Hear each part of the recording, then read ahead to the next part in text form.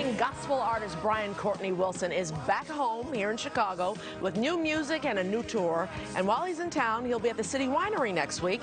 He's here now with us to talk about his new album, Transitions. What part of Chicago are you from? West Side. Really? All right. Okay. Well, welcome back home. Thank you for having me. Now, that was really cool because that was a live band, and you did it in Nashville. What a great music town. Yeah, it was a good time, and I wanted to just capture an exchange with some world-class musicians, and who not just bonded around the music, but bonded around each other. And I think we captured that. That's what Transitions was about, was kind of seeing each other clearly so we could share grace and mercy and peace with one another. How did that come to you? That's a great question. Some would say it was God. Yeah. Others would say it was the confines of what we're seeing right now. The acrimony we see in the news, the way, you know, instead of trying to communicate clearly, we kind of take swipes at one another for points.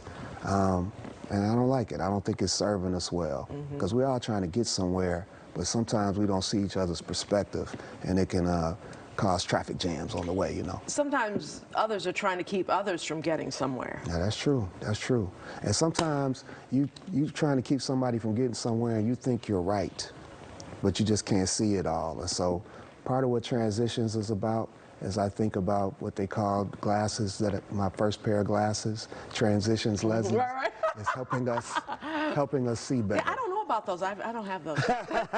As they sit right here. Okay. But yeah. Why Nashville?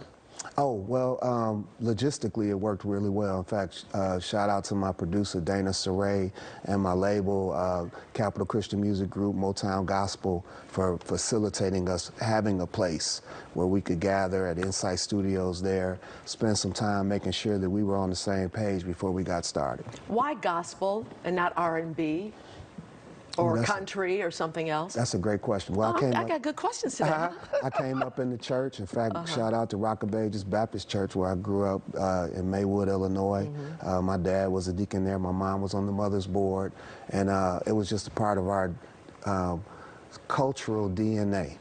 And as I've progressed in music and have come to terms with the fact that I'm a product of black sacred music and the black music tradition and how they've nurtured one another, the why was ordained by, some would say, God again. Do you think it has a different message, gospel music, than other music? I mean, the words are different, sure, but does it have a different feeling? Does it have a different message? Do you reach different people? Oh, I love that question. Oh, that's 3 for me. I think so, Ms. Mike, I would say this. I think sometimes people hear that label and they feel left out of the message. Prayerfully, what I'm doing is trying to bring as many people to the message as possible. And that's that we've been made to be in the fullness of being, and then to love one another, to connect with one another. So we facilitate everybody transitioning to where God intended them to be. You talk about transitions and transitioning. Gospel music is not like it used to be. It has changed. It's more R&B. It's more where someone wants to listen to it, where some may not have back then. You sound like a hardliner. Well, what would you prefer? I'm asking the questions. You know, it has changed, though, wouldn't you? It's more universal. It's sound. It's evolved, you know. In many ways, though, it came out of our taverns. It came out of the blues tradition. Where okay, we're gonna add this element to it and see if we can update it to a certain extent. But it's always been about the message primarily, and then the ways we deliver that message were always free and open to us, I think. Do you feel that you're reaching more people, younger people, because of it? And do you think younger people need to hear that message? Ooh, that's a good question, too. I should do this professionally. Sometimes they're younger than some, you know, older than others. I don't even think about it, though, like that. I just want to meet people with what I have. No, let me say it a different way.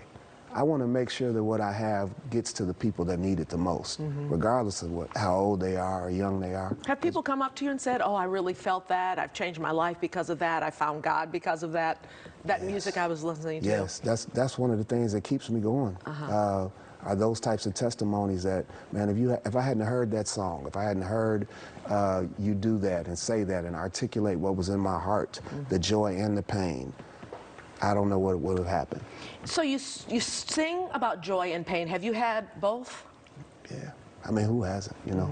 Ms. Mike, I almost want to ask you if you had, but you said you was asking questions. The questions. I'm gonna follow the rules. Okay, I'm gonna follow the rules. Thank you. We've all had it, and that's why I'm so excited about the tour we got coming at City Winery, Transitions Tour, as we gather together there and sharing one another's joy and pain. I hope it feels like a hug that was almost too tight, but just tight enough to feel good, and they had on nice cologne and perfume, so it was a beautiful experience. That's what it's going to be like. At City Winery Wednesday night, right? Yes, with Rock Nation artist Victory, she's going to be joining us as well. It's going to be a good time. Sounds you don't like want to fun. miss it. Well, Brian Courtney Wilson's new album is Transitions. He's performing January 25th at City Winery, as we said. That's on Randolph and Racine. For more details, visit BrianCourtneyWilson.com.